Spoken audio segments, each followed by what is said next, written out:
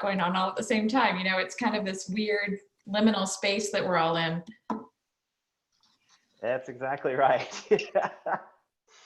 How is it where you are? Is it pretty locked down still, or? Well, we're sort of in a sort of a phase 2 of going back, and after the demonstrations with George Floyd and all that, there was a huge spike in the numbers, and so North Carolina is not as famous as some of the other states, but we are coming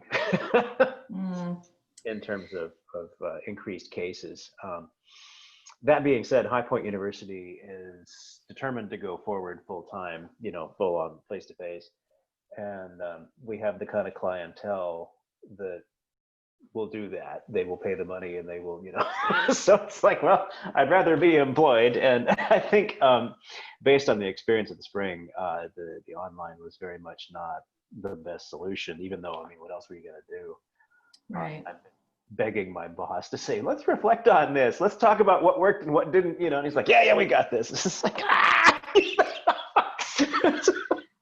Yeah, well, it's good to be thinking about it at least, right? So at least, right. you know, it's if you do have to end up being online for whatever reason, it's not going to be that rapid emergency kind of a setting.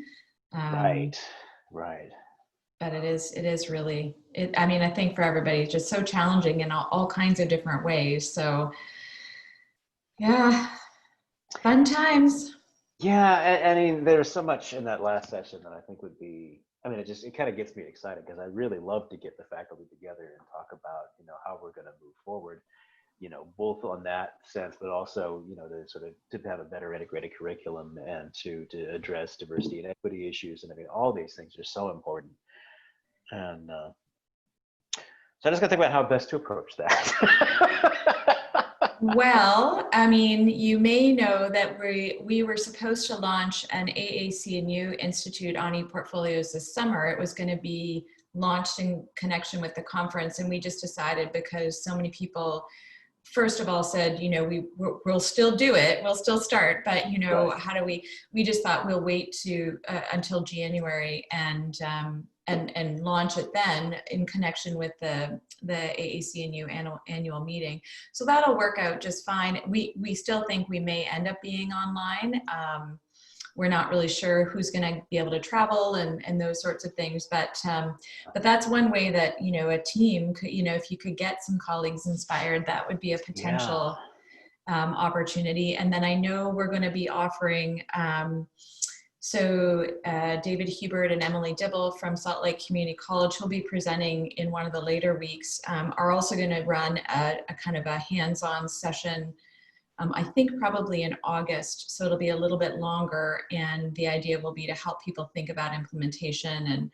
And so I think there's some good opportunities, and we'll be announcing all this stuff throughout the month, so that you all can stay in touch and up to date about those things. But definitely, if there's something that you're thinking, gosh, if only we had X, then let us know, and we're happy to work with you to kind of point you in the right directions.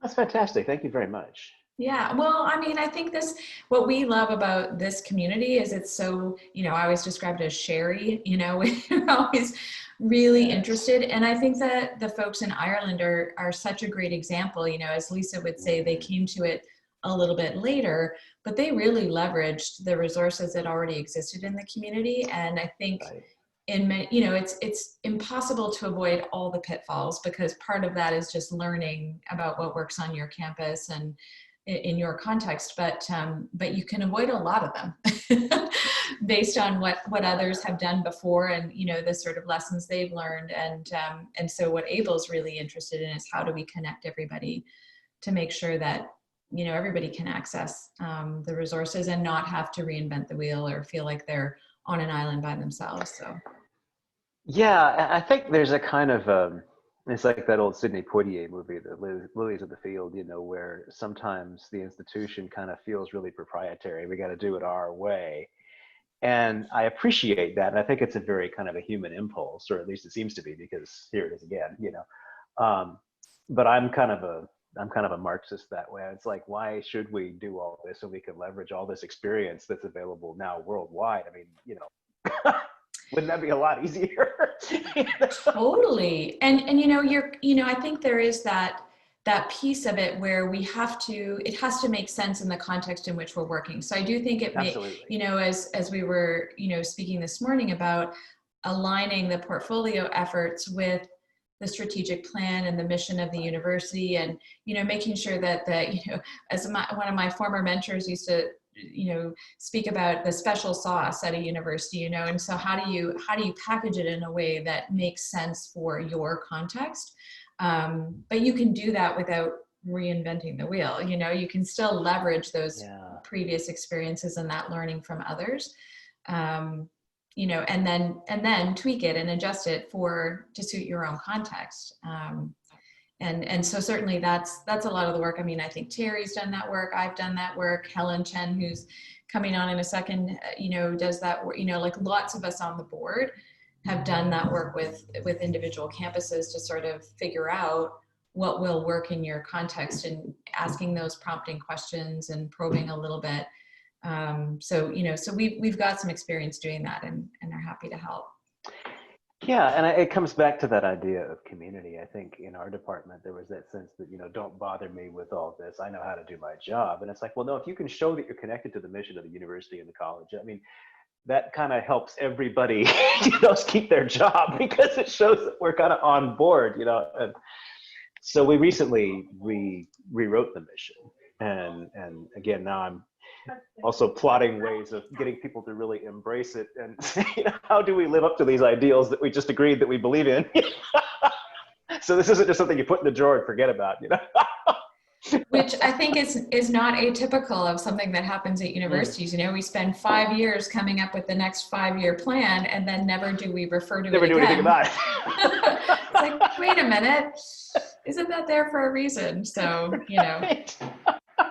But, it's folks like you who are starting to have those conversations and ask the questions, that will be really helpful, I think, on your campus. So, yeah. And I'm just noticing that Sophie's asked a question about it being recorded. We're recording all the sessions through the whole month.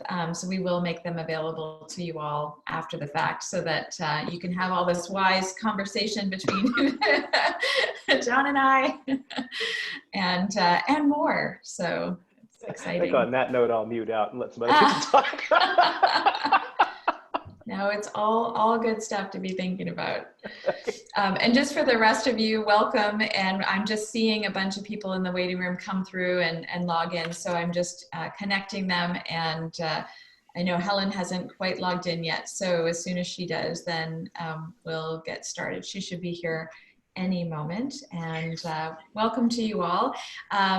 Before we get started, just a couple of quick housekeeping notes. I'm Tracy Pennylight, and I'm the president and chair of the board of AAEEBL. And we're gonna, as I said, record all of these sessions. The chat is a great way to write in questions or comments, and also to share resources. So if you haven't had a chance to connect to the collaboratory, which is a Google form that you can find on the page for this week, then certainly feel free to do that. And also you can share in this chat. That definitely happened a lot in the first session, and so we're really glad about that.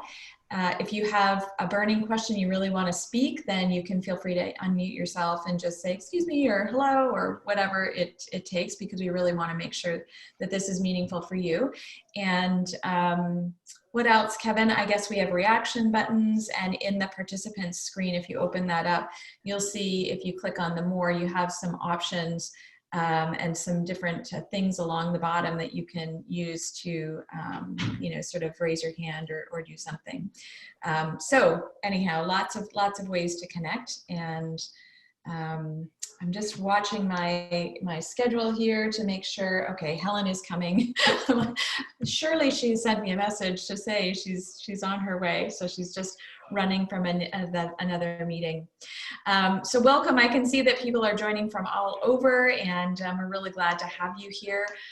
While we're waiting, I'll just take a second to introduce a couple of my colleagues from AAEEBL who are joining us as well. So Kevin Kelly is serving as our conference director this week. And Kevin, anything you want to add? No, I was just answering Maha's question about the collaboratory. We opted for a Google form just to keep things simple, and we will be curating all the resources and such into a gallery, and which we'll put up a rudimentary version tomorrow, but expect that it will keep growing over time. We know that when you're stretching something over a 4-week period, people have truly appreciated that they don't have to give up 2 entire days in a row, but they also want things that are light touch, easy to manage. And so down the road, Maha, we'll talk about maybe creating a collaborative ePortfolio spaces for everybody to share, and next year will be bigger and better, but hopefully we'll also be in person. Yeah, and the one exciting thing is we've kind of rekindled our partnership with Merlot, and using some of their tools to create open educational resources for you, and those will be available. So Kevin is our curation guru, and we'll be working to kind of make things, as user friendly for you as possible. I think one of our hopes for this particular event is that, we all, I think, are challenged by what do we do in the fall, and how are we going to make this work, and how can we really leverage portfolio practices effectively. And so our hope is that by curating the conversations, the discussions, the collaborations from the month, that you'll be able to hopefully pick up something or more than one thing really useful and just adapt it for use in your own courses this fall.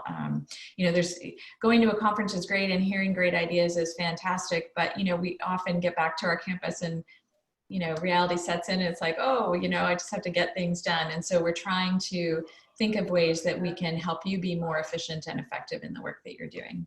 So I also want to just take a minute to introduce Terry Rhodes, who is the vice president of a whole pile of things at AACNU, the Association of American Colleges and Universities, and also a founding board member with AAEEBL. Terry, do you want to just say hello? Hello. Good to see all of you, and glad you're here. We're looking. Oh, did I mute? I might have muted you, Terry. Sorry. That was unintentional.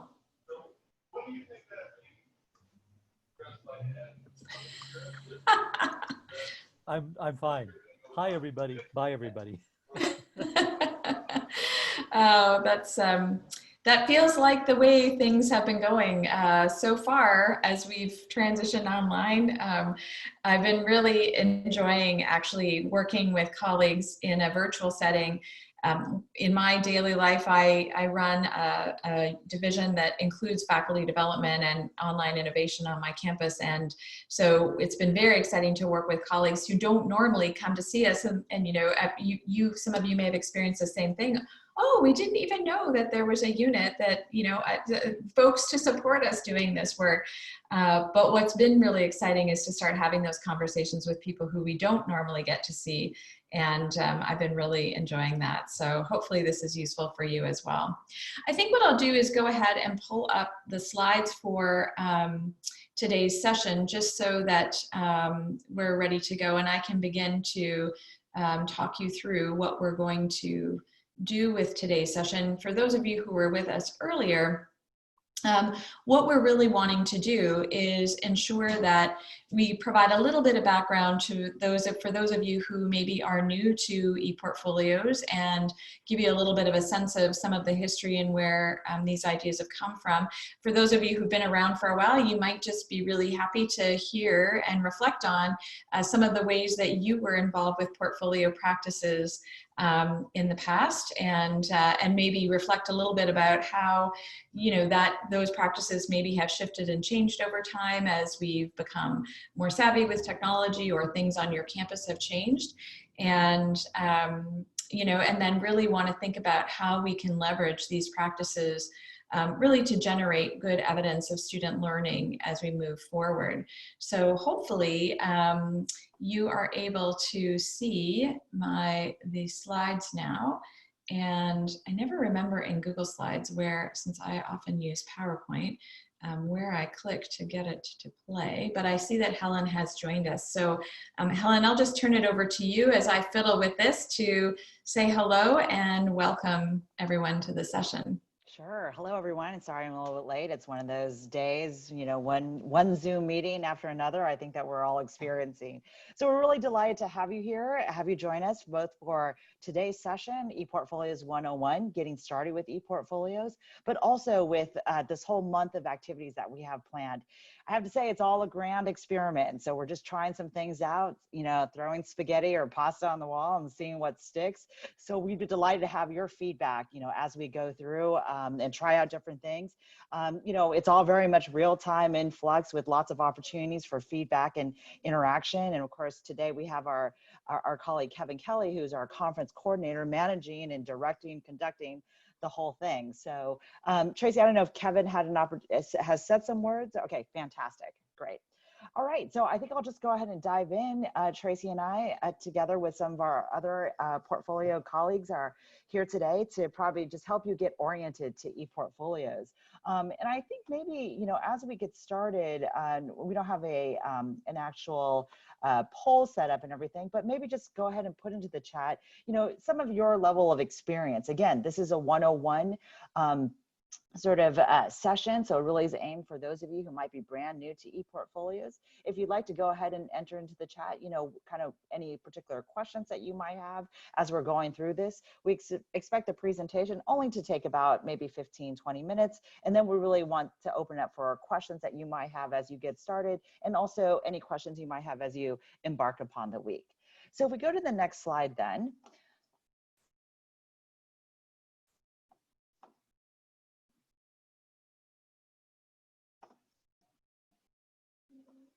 Okay, so, okay, great. All right, so Tracy, do you want to say a little bit more about AAEEBL and just to kind of give an introduction to our organization? Sure. If you are joining this via the recording, you'll get a little bit of a sense of this from my early conversation with John. But basically, AAEEBL's been around since 2009, and we came together as a community of practice.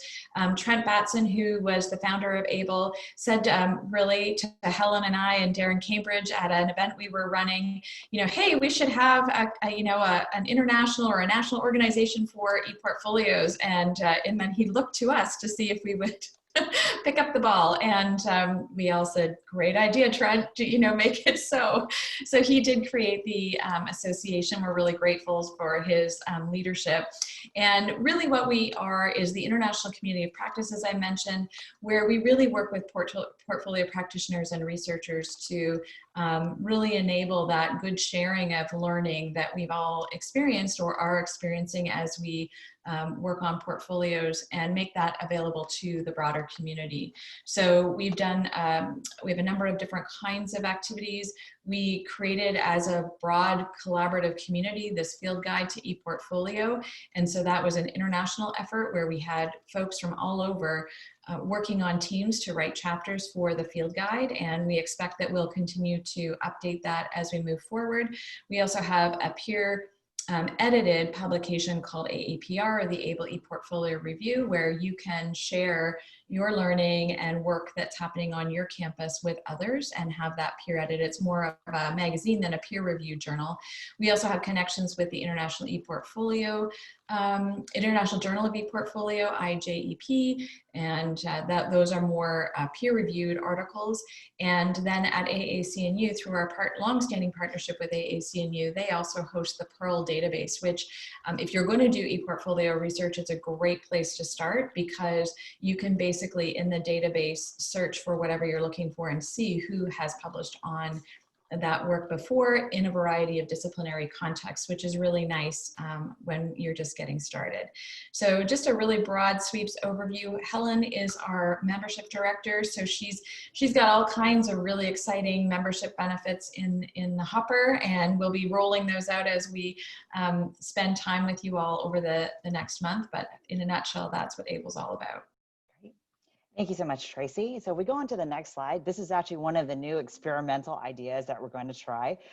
So you might have heard, of course, there's Shark Tank, the show, but also, you know, we've seen like the Chronicle of Higher Ed and other kinds of institutions experimenting with this kind of approach of the Shark Tank. So we're going to try that here because our conference this year is going to take place over the course of a month. And as you go to sessions, we really want you to kind of look for some of those ideas that might be exciting to you, things that you might be able to explore, whether it's to enhance a class that you're already teaching or coming with a brand new idea. And so we're going to be providing more information about this later this week on Friday about how this will work. There will be prizes, there will be sharks. We're bringing in all of our ePortfolio experts to kind of give you some feedback. Our the theme for the final week is this idea of weaving it all together. And that's why we really want to give all of you an opportunity to potentially participate and give us an elevator pitch about what kinds of new ideas or plans you might have in mind, and really have an opportunity to get some feedback from our broader ePortfolio community, and especially our ePortfolio experts as well. So stay tuned. This is just a teaser for more information about the AAEEBL 2020 Shark Tank. All right. So let's go ahead and move on and really kind of dive into this question about why ePortfolios. And if we go on to the next slide, why ePortfolios, you know, before we look forward, I really wanted to take a chance and look backwards, look at our history and where we came from. I first started getting into ePortfolios in the early 2000s, connecting with Dr. John Idelson from Cal State Monterey Bay. And of course, who we've sort of deemed the grandmother of ePortfolios was Dr. Helen Barrett. Helen Barrett was formerly at the University of Alaska, and she actually did quite a bit of work, particularly in teacher education. Many of us turned to Helen because of her long-standing interest in the ePortfolios at that time, in sort of like early 2000s, late 90s, was really focused on, you know, looking at, you know, CD-ROM, you know, certainly this was certainly pre-internet and so on, but Helen really evolved with the times. You know, there was a time when, as ePortfolio platforms were emerging of different sorts and various companies and so on, she actually took the time to take her, you know, to kind of build the portfolio, you know, in these different formats, in these different tools, and would be able to give us a different comparison of the different features and so on. I mean, she really did start off, you know, particularly in teacher education, with, you know, the 3-ring binder portfolios that, you know, that you had to go into a locked room to review. And that transition from the paper portfolios to electronic portfolios, a lot of our insights and understanding were really based on, you know, Helen's sort of exploration and so on. And she remains sort of someone that we still look to today. If we go to the next slide, this actually, you know, was from one of her earlier pieces. You see, it's 2011, Balancing the Two Faces of ePortfolios. I know we have a few folks on the line. Oh, University of Alaska Anchorage. Thank you so much, Deborah, for that clarification. You know, I know we have a few people here today who are really thinking about that transition still, from the paper, you know, hard physical copy portfolio to the electronic portfolio. And this, you know, again, you know, from, you know, the early 2000s, you know, focusing on, you know, what are the differences? I'll speak a little bit more about that in terms of, you know, what are the affordances of the electronic platform and so on. But you can see here, it's, you know, some ways are very similar here with respect to thinking about the process versus the product. Many times we're thinking about, you know, it's really both of those things, and then really a strong emphasis on reflection. And that really is really core and fundamental to our views about, you know, the portfolio process, as well as the product and the value add of the ePortfolio. So if we go to the next slide, these next two slides actually begin to sort of give an overview of how ePortfolios has really grown as a field, as a area of research. Portfolios have been seen as, there of course is a long-standing sort of representation or characterization of portfolios as a technology, hence the E, but certainly as a pedagogy, as a teaching approach, and of course a strong interest now, especially with respect to assessment. And sort of, there is something, I think, when Tracy and I, together with John and Kevin and so on, Terry, when we first got into this, we wouldn't necessarily have thought, fast forward from the early 2000s, that there would still be a strong interest in ePortfolios. So I think it really speaks to that there is something about this paradigm, this approach, and especially given the current circumstances that we're in, there is even a greater interest in being able to help students document evidence of their learning, which then can serve to help us as instructors, faculty, staff, student affairs professionals, and so on, but also especially help the students themselves as they are in a position now where it's imperative that they are able to make the case, for what they know and what they can do, particularly in the digital space. Tracy, I don't know if you want to add anything here to what we. Yeah, no, I mean, I think you've hit all the right notes there, Helen. And I think it's exciting when you think back about where we started. And it's not necessarily even so much that we've moved forward in a linear way. I mean, to me, it's definitely more of an iterative thinking and rethinking of what we're doing as we learn from our colleagues in the broader community about the work that they're doing on their campuses. I think that's the most exciting thing. I still, sort of like the students who say, do I need to watch that film? I've already seen it in another class. Yes, if I can still get something new, and definitely when I go to conferences and hear colleagues speak, there's always something new to weave into the conversation, which is really exciting. Mm-hmm. Mm-hmm. So as we think about, the ePortfolio, this transition to the electronic, I mean, and when we think about what's fundamental to the portfolios in terms of, let's say, a collection of artifacts, and when you think about traditional sort of representations of portfolios as collections of exemplary work, certainly one might think come to mind, like, why do we need sort of portfolio representation or narrative? One approach could be that couldn't you just create a folder, in your Dropbox or Box or even, Google Drive, and kind of take those artifacts and put them in there and have it be in this sort of folder structure. But what we see in the next slide is really the kinds of portfolios that students are creating are ones that are, that really kind of are presented sort of as a website most commonly, but have this sort of narrative format where, this is really where you begin to see the sort of the integration, how they're kind of synthesizing and compiling their experiences, in many ways curating their experiences for a particular audience. And these are just some examples of some of the kinds of platforms that are being used, particularly the one on the, let me introduce myself, that is a student at LaGuardia Community College, which has really been a leader in some of in our ePortfolio initiatives, and Brett Einen, who just recently retired from there, together with his colleague Laura Gambino, co-wrote the book around ePortfolios. What's the name of it again? Is it as a high impact practice? Catalyst in Action is one, right. and right. yeah. Yes.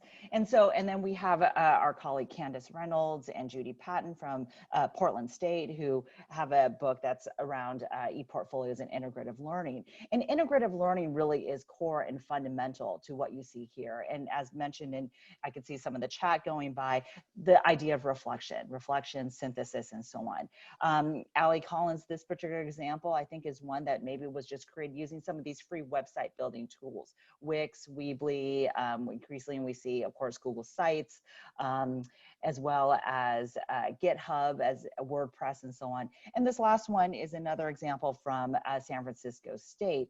There are many kind of tools and platforms out there. Certainly, it's not the case that you have to use any particular platform, or you have to necessarily purchase something. There are many free tools available, and we can certainly have that conversation as well as you're looking to get started, as you're looking to pilot, and so on. And then Kevin Kelly, of course, from San Francisco State, has been working with many institutions, community colleges, looking for what are those free open source or just freely available options that don't necessarily require, going in and logging into a particular, platform to create those kinds of representations. Again, what we're interested in is the process of portfolio creation, more so than necessarily the final product, although we certainly address that as well. So if we go on to the next slide, so why ePortfolios and why now and why still now? Again, for those of you who've been in, playing in this arena for a while and so on, there is something compelling that this still continues to resonate. And so if we go to the next slide, how we define portfolios is sort of this idea of a purposeful selection of artifacts together with reflections that represent some aspect of the owner's learning. Most often in this particular scenario, we're talking about students as the owners of their learning. However, there has been also the case of portfolios being used by teachers, of course, teacher education, faculty for tenure and promotion, as well as institutions or programs for purposes of credentialing, accreditation, and so on. The process still has value, in these various domains. More recently, interest in, a portfolio model or approach for conveying research. One can certainly use it for communicating more about particular research ideas or a course. In fact, we're hoping to adopt some of that portfolio model, and you'll see that in some of the activities